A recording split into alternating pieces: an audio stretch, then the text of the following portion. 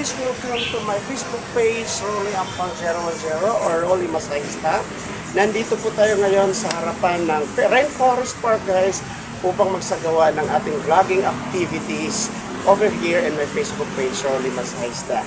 And so guys, samahan niyo po ako sa aking gagawing paglalakbay dito sa loob ng Rainforest Park. Tara na guys, samahan niyo po ako guys. Nandito po tayo ngayon guys sa pinaka-main na entrance ng Rainforest Park. Dati po itong nasa yung butterfly pavilion nila guys. And tignan nyo, nung araw, nung magsimula ako sa aking learning center way back 2007, hindi pa ganito itong structure niya guys.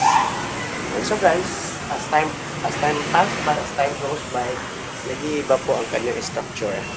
And so guys, samahan niyo po ako sa aking paglalakbay sa loob ng Rainforest Park today. At tuklasin po natin ang mga nakatagong mga kagandahan ng mga tourist destination sa loob ng Rainforest Park. Dito lamang po yan sa Pasig City. Kaya tara na guys, samahan niyo po ako guys.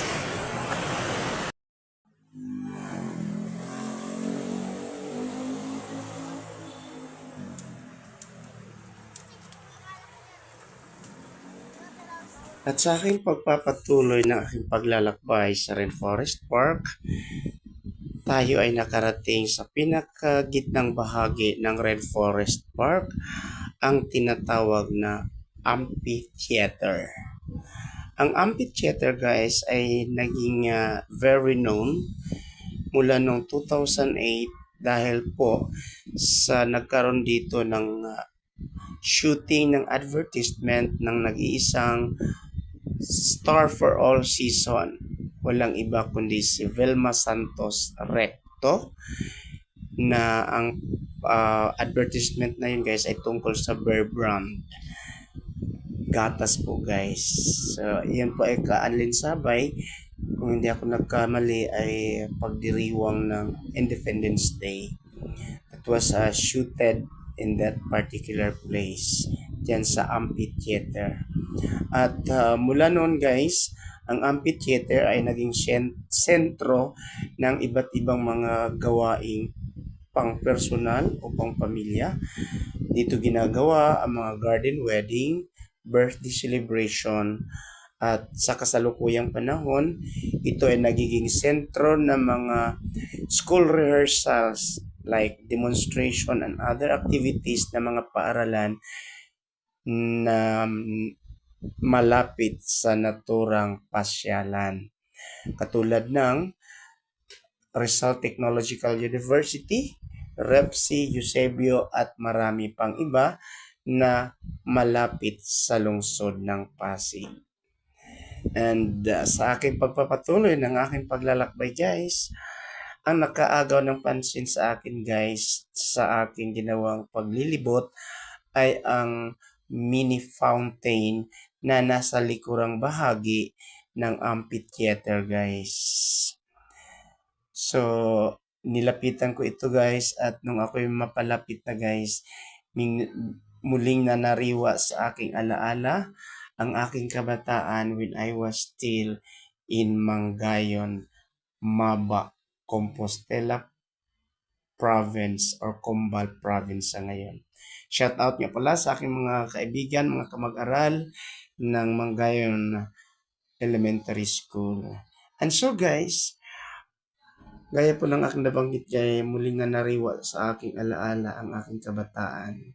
Kasi nung marinig ko ang lagaslas ng tubig, animoy nanariwa ang aking kabataan na madalas kaming naliligo sa talon sa aming lugar sa may Compostela. And sa bawat lagaslas, sa bawat patak ng tubig ay muling nanariwa ang aking kabataan, ang mga alaalang kailanman hindi ko malilimutan. Kaya guys, kung kayo ay may mga ganong mga nakalipas na mga alaala, don't hesitate to visit Rainforest Park, because Rainforest Park is the park where you can feel the real essence of a rainforest. And of course, don't hesitate to visit the place by yourself alone. You can bring also your family members, friends, and relatives.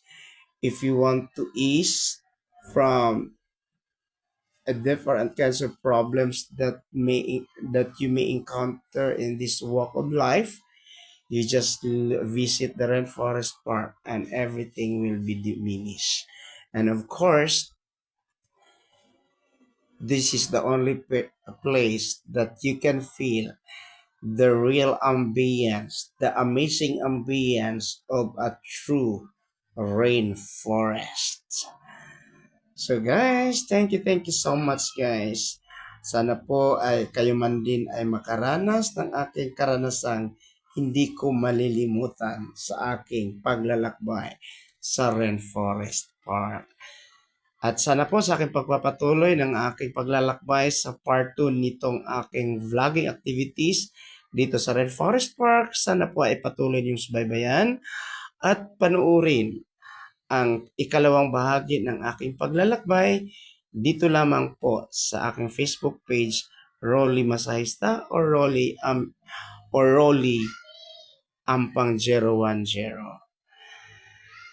So shout out nyo pala guys sa lahat po ng aking mga followers Luzon, Visayas, and Mindanao, saan mang sulok ng Pilipinas.